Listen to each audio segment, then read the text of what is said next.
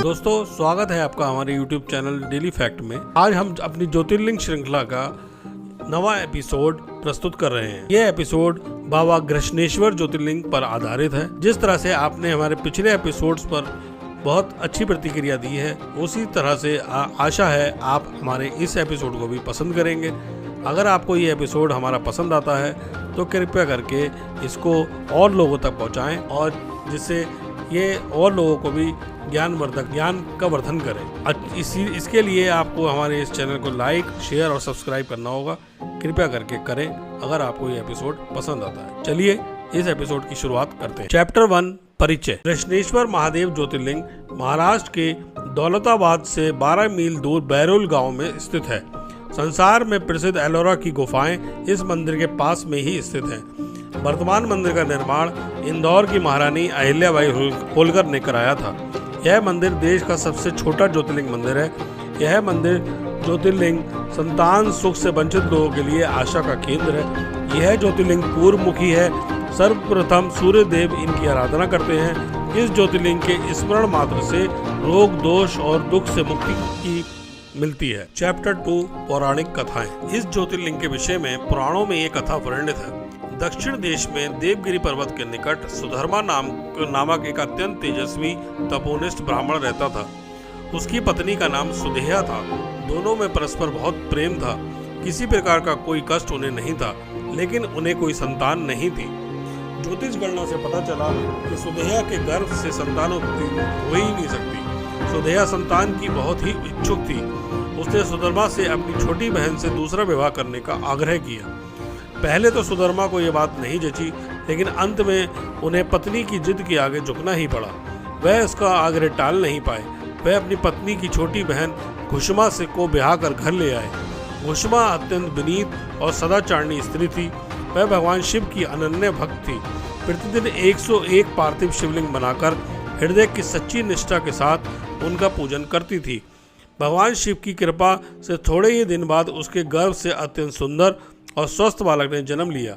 बच्चे के जन्म से सुधेया और घुषमा दोनों ही आनंद का पार न रहा। दोनों के दिन बड़े आराम से बीत रहे थे, लेकिन ना जाने कैसे थोड़े ही दिनों बाद सुधेया के मन में एक कुविचार ने जन्म ले लिया। वह सोचने लगी, मेरा तो इस घर में कुछ है ही नहीं, सब कुछ घुषमा का है।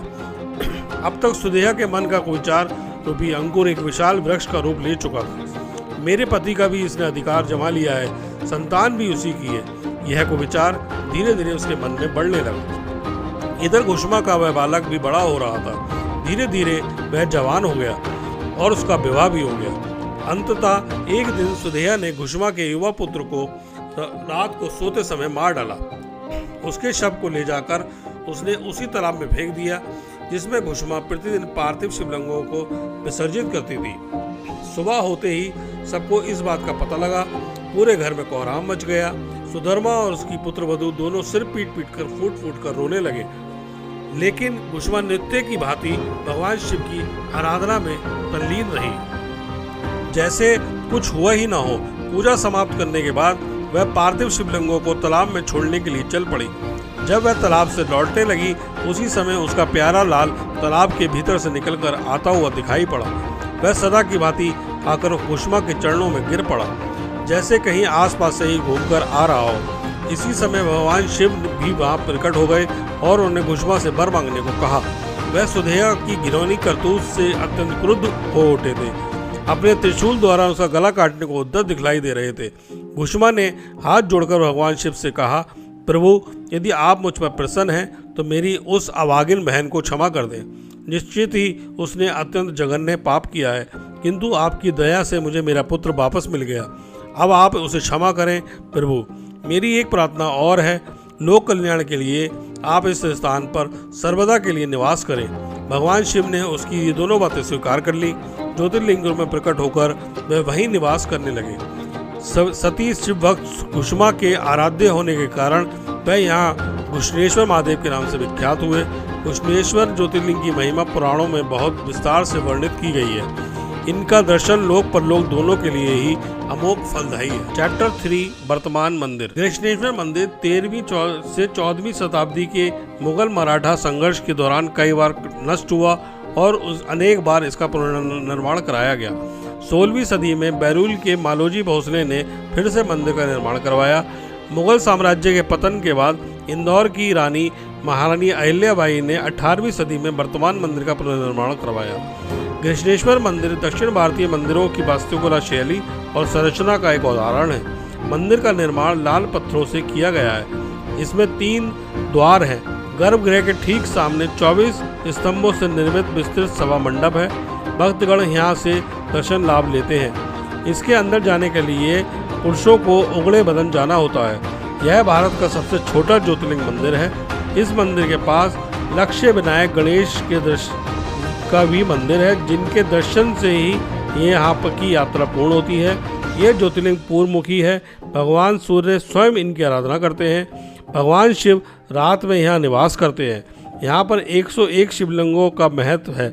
इस ज्योतिर्लिंग के समीप एक सरोवर है जिसे शिवालय कहते हैं। मान्यता है कि इस ज्योतिर्लिंग की यात्रा बिना शिवालय के दर्शन के पूर्ण नहीं होती। चैप्टर 4 बाबा का आशीर्वाद। बाबा का आशीर्वाद ऐसा है कि यहाँ पर विधि विधान से दर्शन करने मात्र से ही संतानहीन दंपतियों को निश्चित रूप से संतान की प्राप्ति होती है। इस ज्योतिर्लिंग के नाम स्मरण से ही समस्त रोगों का नाश हो जाता है तथा यहाँ के दर्शन मात्र से मनुष्य पाप से मुक्त हो जाता है। चैप्टर 5 कैसे पहुँचे। मंदिर पहुँचने के लिए यातायात के सभी साधन उपलब्ध हैं। ट्रेन द्वारा पहले औरंगाबाद पहुँचना होगा। औरंगाबाद से मंदिर 25 किलोमीटर दूर है तथा वहाँ जाने के लिए बस या टैक्सी ले सकते हैं। हवाई जहाज के द्वारा पहले औरंगाबाद हवाई अड्डा पहुंचना पड़ता है। वहां से 24 किलोमीटर दूर मंदिर स्थित है।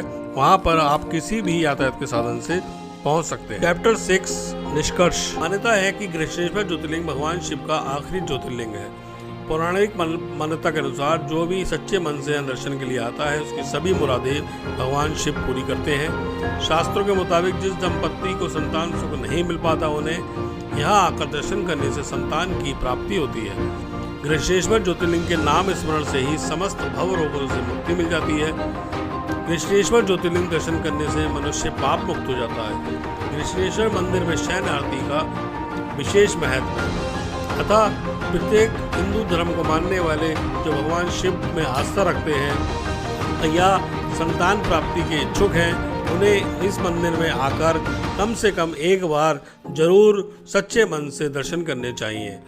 भगवान शिव उनकी सभी मनोकामनाएं पूरी करेंगे। अतः इस एपिसोड का यहाँ समापन होता है। आशा है आपको ये हमारा एपिसोड पसंद आया होगा और जिस तरह से और एपिसोड्स को आपने हमारे प्यार दिया है उसी तरह से एपिसोड को आप प्यार देंगे, ऐसी हमारी आशा है। अगर आपको ये सब अच्छा लग रहा है तो कृपया करके इसको लाइक, सब्सक्राइब और शेयर जरूर करें। आपका बहुत बहुत धन्यवाद यहाँ तक इसको सुनने के लिए। धन्यवाद।